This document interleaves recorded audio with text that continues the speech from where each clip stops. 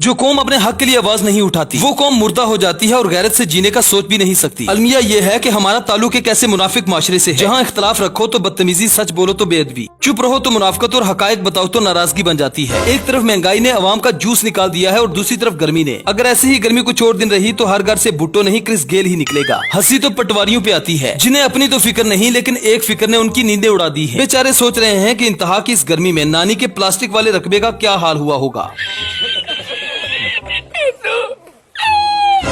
रजीम change क्या हुआ, मुल्क के हालात ही बदल गए। झंडे पीपल्स पार्टी के हिस्से में आए, लानते नून लीग के हिस्से में और लोटे सारे जहांगीर तरीन ले गया। तो चलिए आज के इस एपिसोड में एक बार फिर से हम आपके लिए पाकिस्तानी सियासतदानों की कुछ ऐसी फनी वीडियोस लाए हैं जिन्हें देखकर आपको मजा आएगा और बहुत मजा आएगा। ये वीडियो काफी इंटरेस्टिंग होने वाली है, इसलिए इस वीडियो को एंड तक जरूर देखिए। दोस्तों, हज के मौका पर लोग शैतान को कंकरियां मारते हैं। ये सब देखकर राना साहब ने भी मौके का फायदा उठाने की कोशिश की।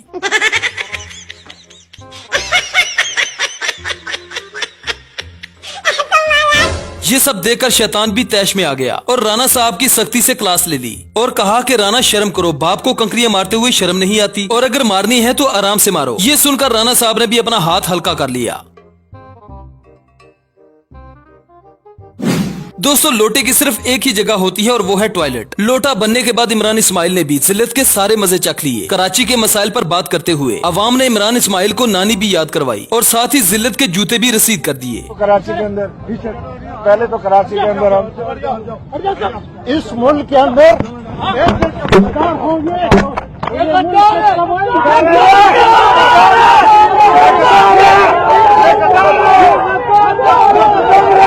देखा आपने लापरवाही का नतीजा है। दोस्तों, पाकिस्तान में इंग्लिश को इतनी अहमियत दी जाती है कि अगर इंग्लिश में कोई सीरियस से सीरियस गाली भी दे तो उस गाली को भी सीरियस नहीं समझा जाता। जैसे कि अगर मैं अपने किसी दोस्त को हरामी कहूंगा तो वो मेरा थुन्ना सेक देगा, लेकिन अगर मैं यही लफ्ज इंग्लिश में कहूंगा तो वो थोड़ा सा गुस्सा करके स्माइल देने लगेगा। ऐसे ही हामिद मीर के शो में जब हामिद मीर ने इसहाक डार से पूछा कि जनाब सुना है कि आप इस्लामाबाद एयरपोर्ट को लीज पर दे रहे हैं, तो साका साहब का जवाब सुने। सवाल ये बात दुरुस्त है कि इस्लामाबाद एयरपोर्ट को लीज पे दे रहे हैं आप? नहीं, लीज पे नहीं दे रहे। अच्छा, इस्लामाबाद एयरपोर्ट हम आउटसोर्स कर रहे हैं।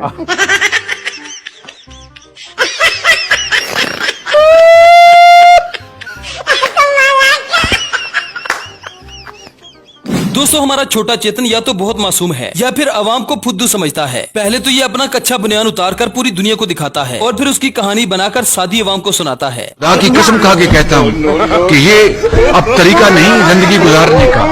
मैं जब उनको मिलता हूँ तो उनको चेहरों से पढ़ता हूँ कि यहाँ शहबाज साहब आ गए हैं, चाय पिए, हमें पता है कि आपने अगली बात कर्जों की करनी। दोस्तों, स्कूलों में जो टीचर नालायक होते हैं वो स्टूडेंट्स के सवाल पूछने पर या तो उन्हें मुर्गा बना देते हैं या फिर कहते हैं कि सवाल आउट ऑफ सिलेबस है। हमारे छोटे चेतन ने भी आजकल यही शॉर्टकट अपना लिया है। बेचारे घर से सवाल बना बना कर लाते हैं और फिर जवाब मिलता है your question is out of syllabus, मतलब जा जा तुर जा। चेयरमैन है, उनपे बहुत सारे केसेस हैं जो कि वो यहीं पे रह के फेस कर रहे हैं। आए दिन उनको देखते हैं कि वो कभी किसी अदालत में होते हैं, कभी किसी अदालत में होते हैं, लेकिन नवाज शरीफ जो हैं वो बाहर हैं, वो अपने केसेस जो हैं यहाँ पे आके फेस क्यों नहीं करते? क्योंकि एक ऐसा तासुर उनकी तरफ से जा रहा है कि जैसे वो डरपोक हैं और इमरान खान से जब भी उनके कोई हम देखते हैं, इंटरव्यूज वगैरह देखते हैं, तो वो एक ही बात करते हैं कि मैं पाकिस्तान से बाहर नहीं जाऊंगा, मैं यहीं पे रहूंगा। देखिए, आपने ये इस मजलिस के हवाले से मुतल्लिका सवाल नहीं किया।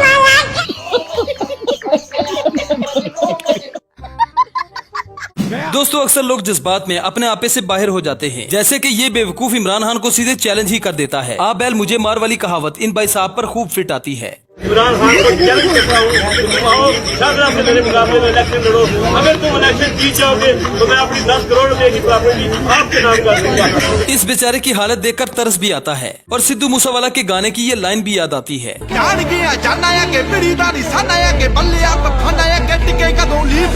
अब इस अगली वीडियो को देखें जहां लंदन में एवन फील्ड के बाहर लोग शहबाज शरीफ से पाकिस्तान के लूटे हुए पैसे मांग रहे हैं। जिल्लत जब मुकद्दर में लिखी जा चुकी हो तो फिर फर्क नहीं पड़ता इंसान चाहे लंदन में रहे या फिर पाकिस्तान में।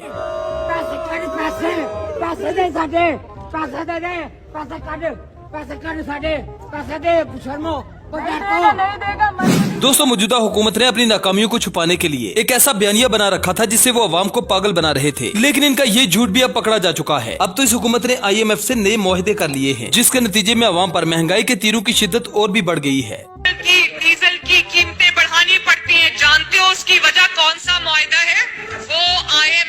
मुआहदा है जो इमरान खान ने IMF के साथ किया था? इस प्राइस इंक्रीज का IMF से कोई ताल्लुक नहीं है।